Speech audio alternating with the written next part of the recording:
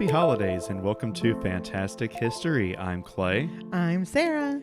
We're a husband and wife duo who enjoy telling each other about amazing events, people, and mysteries throughout history. Sarah, the Christmas season is upon us. Yes.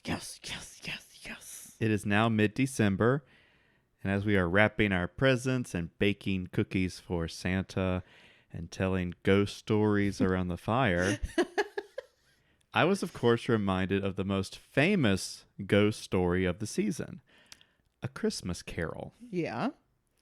It's a favorite of many, both in book form and the many films. The Muppets. Yeah. It's a great story, and it all hinges on the main character, Ebenezer Scrooge. And Dickens describes him perfectly in the first chapter of his book.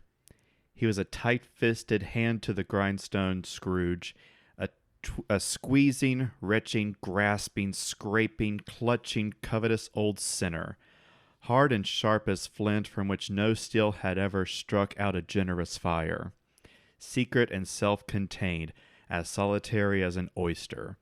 The cold within him froze his old features, nipped his pointed nose, shriveled his cheek, stiffened his gait, made his eyes red, his thin lips blue, and on his eyebrows and his weary chin. He carried his own low temperature always about him. He iced his office in the dog days and didn't thaw it 1 degree at Christmas. Pretty despicable man. And I will say most of that is said in the Muppet Christmas Carol. Yeah. Either by Gonzo or in the song about Scrooge. Yeah. So, check that out if you haven't seen it in a while. It's definitely the best Christmas Carol. Yeah. Yeah. So the question I had, and I've had for a while, was Scrooge based on a real person? Oh, boy. Was it an amalgamation of different people? Or was he mostly a fictional creation to sort of stand in as the general greed and hatefulness and misery? Mm-hmm. He sounds pretty terrifying, like when you have all of that together.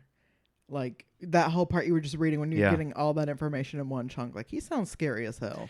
He really does. He sounds like the kind of guy you wouldn't have to ask for help. No.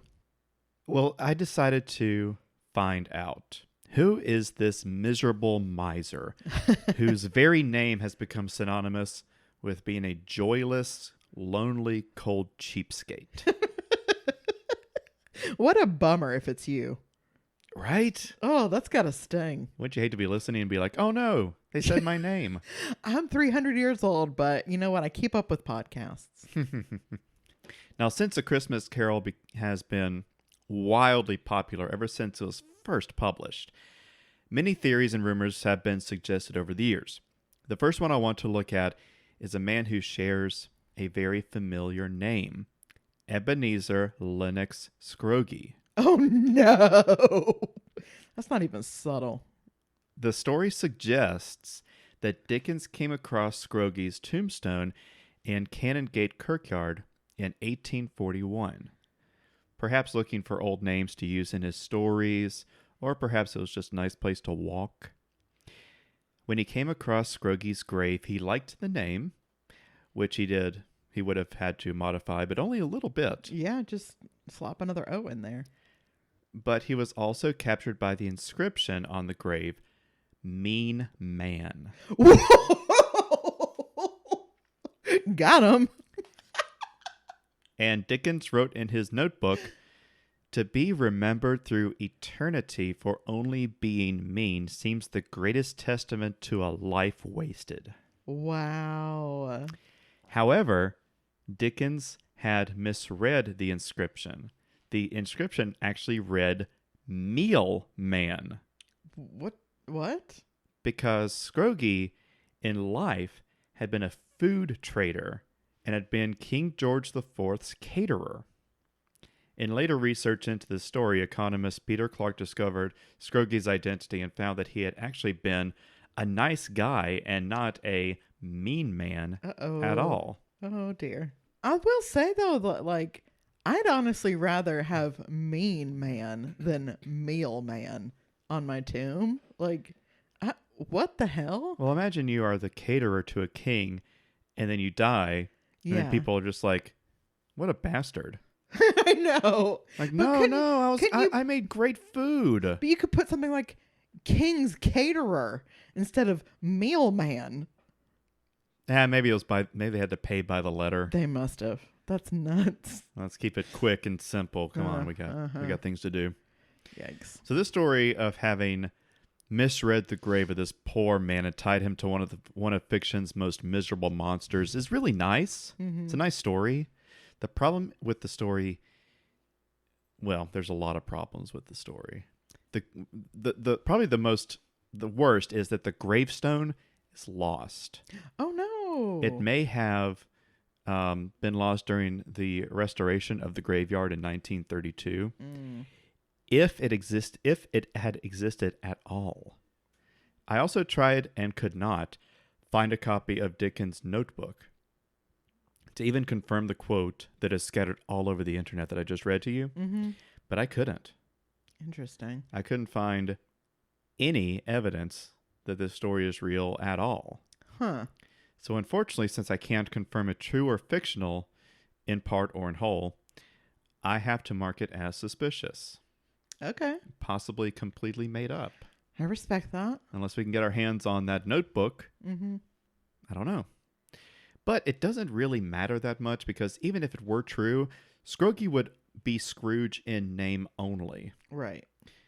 He would not be the inspiration for the personality of the miser who's so greedy he wouldn't even close his business on Christmas or light a fire to keep him and Bob Cratchit warm. Right. For that, we need to look to John Elwes, the MP for Berkshire. Uh-oh. Born April 7th, 1714, John came from wealth and prestige. He was originally born John Megget and received his first inheritance from his father at the age of 4. Wow. Okay, great. Pretty bad. Yeah.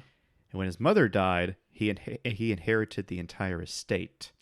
And then in 1763, his uncle, Sir Harvey Elwes, died and left John the equivalent of $40 million today. Oh, my.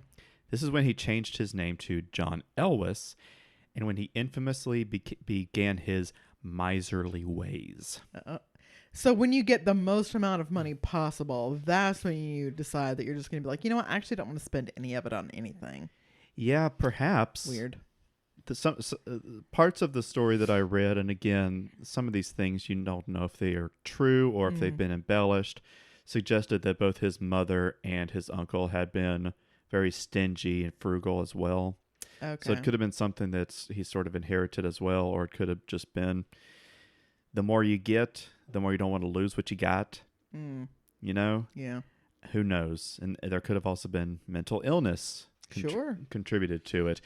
But it said that he dressed in rags, walked in the rain to avoid paying for a carriage, and sat in his wet clothes instead of drying them in front of a warm fire. That's just taking it too far. He's even credited as wearing a wig that he found in a shrub. Which I am not entirely convinced was a wig and not just the carcass of some poor animal. Right. Yeah, I can see that totally.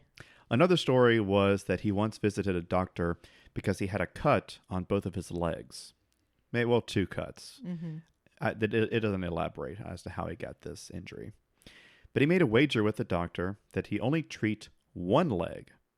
And if the other leg got better first, he would not pay his bill. And guess what? What? He won the bet. What? Yeah. The untreated leg got better first. Apparently it did. Interesting.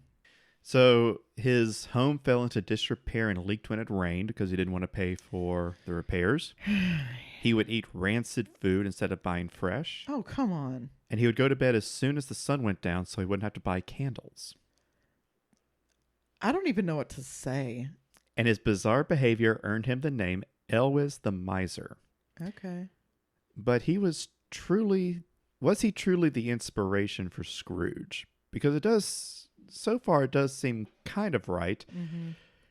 Scrooge, I don't know if there's been a story or a version of the Christmas Carol where he's like dressed in rags. He always seemed like he's put together pretty well. Yeah. He They weren't like as nice of clothes as he could afford. Yeah. But he wasn't wearing rags or like a shrub wig. Yeah, exactly. So was this the inspiration for Scrooge? Well, not in full. Maybe in part, because as frugal as Elvis was, he was also very generous. He would lend money to others, even without being asked, and not without the jacked up terms that Scrooge would have used. Okay, so this especially doesn't make sense to me. So it's not that he's hoarding his money. Mm-hmm. He just won't spend it on himself in any way, shape, or form. That's very strange. Well, check this out. If you remember how I introduced him, he was a member of British Parliament. Oh, yeah. And financed the construction of parts of London, including Oxford Circus, Piccadilly, and Baker Street. Oh, I know Baker Street. After his death, Edward Topham wrote his biography, Life of the Late John Elwes, which became a bestseller in Dicken's time. So he would have known about him. Interesting. And Topham wrote of Elwes, his public character lives after him pure and without stain. In private life, he was chiefly an enemy to himself. To others he lent much, to himself he denied everything. Odd. Very odd. So perhaps we have a contender for the miser Scrooge, the cheapskate Scrooge. But what of Scrooge's misery, his hate for Christmas and all things merry? Well, there are contenders, as it was not very difficult to find miserable, wealthy, greedy men. It never is. Never. It never is. Jimmy Woods stands out as a possibility. He was a banker in Gloucester, known as the richest commoner in England at the time. He was also extremely frugal, but was also mean. To the point it is said that his funeral procession was pelted with stones and jeers. I love this. Right? I love it. So that's pretty bad. That's how we should celebrate every time, like, a billionaire dies. We should throw rocks at them and call them assholes. Well, Dickens certainly knew of him. He was mentioned by name in Dickens' last novel, Our Mutual Friend. Interesting. So perhaps Woods helped inspire Scrooge. Yeah. But I saved the most surprising thing I found for last. Ooh. And people who know Dickens and read Dickens or probably know this already. But I don't think it's very well known to the common person who doesn't read a lot of Charles Dickens. I think the only thing I've read for myself was Great Expectations in 1998 when I was forced to read it in middle school. Yeah. And I probably only read bits and pieces because I was so bored. Sure. So I'm sure I don't know. Makes sense. Well, there was one man so vile and joyless and hateful that he made Scrooge look kind of nice. Oh.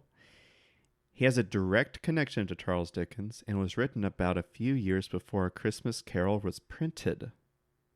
So the timeline adds up and everything. Mm-hmm. And better yet, he hated Christmas. Specifically hated Christmas. Why? Because he is a hateful, mean man. Is it Krampus? No. Oh. His name was Gabriel Grubb. Okay, great. And he was the character in a short story called The Story of the Goblins Who Stole a Sexton. And this story was written by Charles Dickens. Interesting. So this story is a chapter from his novel, The Pickwick Papers. Okay. It sort of falls into like a little short story in its own chapter. Sure. And it's about a miserable, hateful gravedigger. Ooh. And he's digging a grave on Christmas Eve. And he's just the most despicable man because he's got the coffin in the grave and he's talking about, haha, a Christmas box. What? Yeah. Terrible. So he's just reveling in his just misery on Christmas Eve when he is captured and abducted by goblins. And the goblins take him to their cave where they show him visions of the errors of his ways. Oh. And he is eventually released and has a change of heart as a result of the ordeal. Interesting. Does. Sounds a little familiar. A little bit. The parallels to A Christmas Carol are obvious. Yeah. Grubb is a less fleshed out character, but more miserable than Scrooge's character. Mm-hmm. Both are basically kidnapped on Christmas Eve. Right. By powerful, otherworldly beings and shown parts of their lives to help them change their attitudes and hearts. However, Grubb's change of heart is not very explored at the end. His new appreciation for life really doesn't benefit anyone else. We also don't get to sympathize with Grubb as we do Scrooge, as we learn more about him and his past and kind of what led to him being so solitary, right? For Grubb, we don't see anything like that. It seems clear that the story of the goblins who stole a sexton is a Christmas Carol first draft. Yeah. The full novel allowed him to flesh out the story from a single encounter in a goblin court to a full night with 3 Christmas ghosts. And it allowed Dickens to flesh out his main character. Grubb was created to be the most miserable man you could think of. Just he must have been like, I'm going to write down just the most hateful thing I can put on paper so that his redemption is like all the more impactful. Although it's a short story, you can't really go very deep into it. That was the idea. Right. I mean, the man literally beats a child with a lantern because the boy was singing a Christmas song. Oh, okay. That's too far. Right? That's too far. So he toned down the evil for Scrooge so that we could eventually sympathize with him and believe in his redemption. Right. So it seems perfectly plausible to conclude that the true inspiration for Scrooge was Gabriel Grubb. He was the most hateful man put to pen. Grubb needed no inspiration. Just imagine the worst person you could, and there he is. And Scrooge was molded from that. Okay. Makes perfect sense to me. Yeah. But I do believe that the character was further developed through his miserly ways by people like Elwes. Yeah, that makes total sense. Makes total sense. To end this episode, Sarah, as many of you could guess, Sarah really loves A Muppet Christmas Carol. I do. So I have put together some Muppet Christmas Carol trivia to share. Oh my God. All of us. Honey. And this was not even planned. I didn't know that. I knew she was going to mention Muppet Christmas Carol. You gotta. I didn't know she would mention it twice. I've been trying not to mention it ever since the last time I brought it up. I was like, I don't think he wants me to keep talking about the Muppets. Well, I didn't want to give away the spoiler, Aww. but I had planned for it. I'm so excited. So Muppet Christmas Carol was director Brian Henson's directorial debut. Yeah. The Ghost of Christmas Past's effects. If you remember, the Ghost of Christmas Past doesn't look anything like any Muppet. It's that creepy doll. Yes. With like no body. Yeah. Yeah. So it was created, they made a special puppet that was operated in a tank of water and then green screened into the movie to make it look like it was floating. Wow. I mean, I still wish they hadn't done that. I really, every time we watch that, we're both just like, I hate her. I can't, like, she's so frightening and upsetting to look at. It's the only thing that looks really like a ghost. Yeah. And I don't think you're supposed to be frightened and upset when you look at her because she's a little girl. I think you're supposed to feel a little creepy. Well, a little creeped out. I certainly do. In the commentary, the creators relate a funny story from the screenings. A few children asked what the bookkeepers did wrong to get coal at the end. Oh. Yeah. I never thought of it like that. It slipped their minds that Santa gives bad children coal. Yeah, that's really funny. Yeah, right? Oh, wow. I've never thought about that. Me either.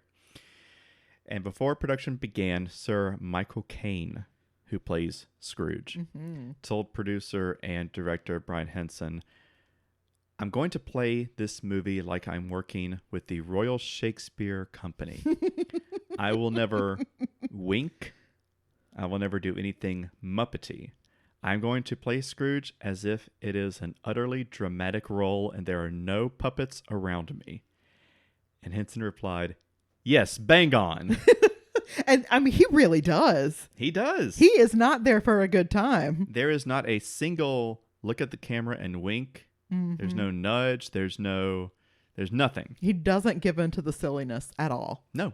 It's so good, you guys. It is a very quality movie. Now, to clarify, Brian Henson, that's Jim Henson's son? I believe so. Okay. I think we looked it up last time we watched the movie because we were like, Brian Henson? That can't be a coincidence. But then I can't remember, so. But I think it was. Well, hey, if you remember, why don't you shoot us an email, Oh my God. fantastichistorypod@gmail.com, because this is the end of the episode where I say thank you for listening and spending time with us today. If you liked this episode, leave us a rating and a review. It really helps us out a lot.